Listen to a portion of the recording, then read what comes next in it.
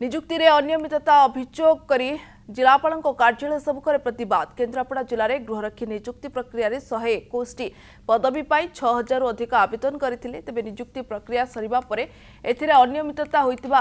खबर आसुची बा अभियोग आसुची। यार तदंत दाबी करी अनेक आशायी माने प्रतिवाद करिसेंती। निजुक्ति प्रक्रियार सठिक तदंत करने को सेमाने दाबी करिसेंती। आमे जो होमगार्ड एग्जाम होता आमे सब सिलेक्ट होइतिलु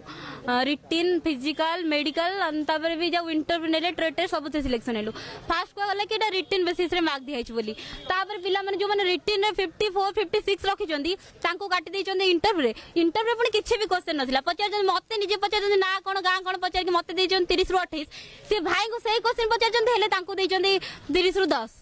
माने एमती कहले कौन मिल मत रिटिन काटला फिजिकाली काटि एमती कर जो मैंने पाइबार योग्य नुह देते आम पाइबार हक आम अच्छी आमको देना आम दीर्घ 10 दिन हम लगिचु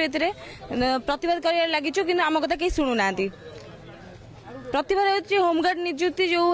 दुर्नीति होती आम चाहूँ रोकने आमको आम इलिजिबल होमको चाकरी देना फास्ट लास्ट ना था मेरिट लिस्ट ना ना से जो पैसा करप्शन होती चाहूँ आम कथा कि शुणु क्राइम जांच करूँ।